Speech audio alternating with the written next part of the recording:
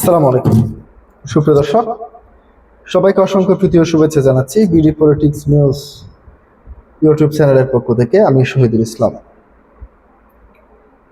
আজকে আমি যে বিষয়টি নিয়ে কথা বলবো, বিষয়টি হচ্ছে, আপনারা জানেন আওয়ামী লীগের রাজনৈতিক কর্মকাণ্ড দিন দিন বৃদ্ধি পাচ্ছে। আওয়ামী লীগের জনপ্রিয়তাও দিন দিন বৃদ্ধি পাচ্ছে। আপনাদেরকে বেশ কয়েকটি কারণ আমি আপনাদের সামনে তুলে ধরবো। সেটি হচ্ছে, আপনারা জানেন সম্প্রতি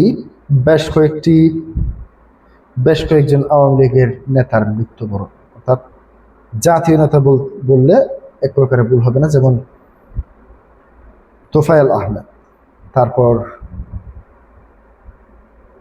ইঞ্জিনিয়ার মোশাররফ হোসেন এবং ইউসুফ মোহাম্মদ হুমায়ুন সহ বাংলাদেশে আওয়ামী লীগের যে সমস্ত জাতীয় নেতারা ইন্তেকাল করেছেন, তাদের জানাজাগুলির দিকে যদি আপনি তাকান, তাহলে দেখবেন আওয়ামী লীগের জনপ্রিয়তা কতটুকু বাড়ছে। সাধারণ মানুষ আওয়ামী লীগকে কিভাবে আস্তে আস্তে গ্রহণ করে নিচ্ছে, সেটি আপনারা সেই জানাজা দেখলে আপনারা বুঝতে পারবেন। এবং তার পাশাপাশি সোশ্যাল মিডিয়া যেগুলি রয়েছে, যেখানে বিভিন্ন নিউজ চ্যানেলের খবর আসে কিংবা আওয়ামী লীগ বিএনপি যে নিউজ আসে না কেন, সেখানে নিচের কমেন্ট বক্স যদি আপনারা চেক করেন, সেখানে কমেন্ট বক্স কিংবা লাইক কিংবা রিয়াক্টের যে অপশনটা রয়েছে, সেখানে যদি আপনারা ক্লিক করেন, তাহলে দেখতে পাবেন যে আওয়ামী লীগের জনপ্রিয়তা দিন দিন কি হারে বাড়ছে। জুলাই আন্দোলনের সময় যে সমস্ত ছাত্র কিংবা ছাত্র জনতা, তার পাশাপাশি ছাত্রদেরকে বিভিন্নভাবে লোভ প্রলোভন কিংবা যেই বৈষম্য মুক্ত বাংলাদেশ গড়ার প্রত্যয় নিয়ে এই আন্দোলনে নামানো হয়েছিল ছাত্রদেরকে, যেমন বিশেষ করে ছাত্রদেরকে যেভাবে আশ্বাস দেওয়া হয়েছিল, যে বোঝানো হয়েছিল যে আসিফ নজরুলের মতো লোক, যে বাংলাদেশে প্রায় ২৬ লক্ষর মতো ভারতীয় কাজ করে যায়, কিন্তু বাংলাদেশের মানুষ চাকরি পায় না, সরকারি চাকরি পায় না। তার পাশাপাশি বাংলাদেশের ওইটা সব কিছু ভারতকে দিয়ে দিয়েছে, বাংলাদেশের সব কিছু ভারতকে বিলিয়ে দিয়েছে, এটা ওইটা যে সমস্ত অপপ্রচারগুলি করে তারা মূলত জুলাই আন্দোলনের সময় মানুষদেরকে ভুল বুঝিয়ে রাজপথে নামানো হয়েছিল।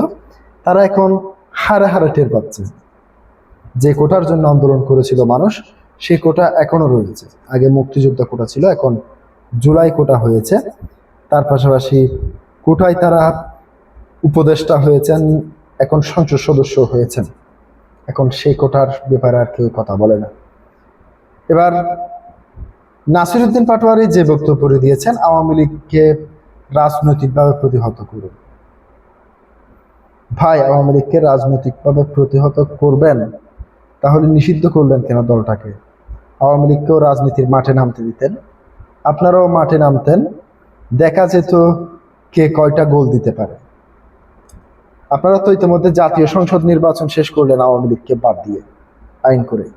এখন স্থানীয় সরকার যে নির্বাচনগুলি রয়েছে, সেই নির্বাচনেও আপনারা আওয়ামী লীগকে বাদ দিয়ে আপনারা করতে চাচ্ছেন বিভিন্ন ধরনের, যদিও স্থানীয় সরকার নির্বাচনে কোনো দলীয় প্রতীক থাকছে না, তবুও আওয়ামী লীগের পদ্মারে কাউকে আপনারা নির্বাচনে অংশগ্রহণ করতে দিবেন না, সেটি আপনারা বলেই দিয়েছেন।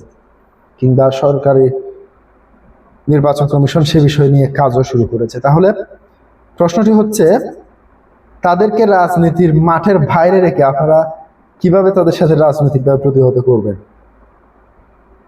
তাদেরকে তো এক প্রকারে নিষিদ্ধ করে দিয়েছেন। এটি কি আসলে আওয়ামী লীগের জনপ্রিয়তা দেখে নাসিরউদ্দিন পাটোয়ারি সহ সাবেক অন্তর্বর্তীকালীন সরকারের উপদেষ্টা মাহফুজ, তারপর আসিফ নজরুল, এমনকি আসিফ মাহমুদ, সজীব ভুইয়া সহ আপনারা কি আওয়ামী লীগের ভয়ে উল্টাপাল্টা বক্তব্য শুরু করেছেন? প্রিয় দর্শক, আজকে পর্যন্তই। আসসালামু আলাইকুম।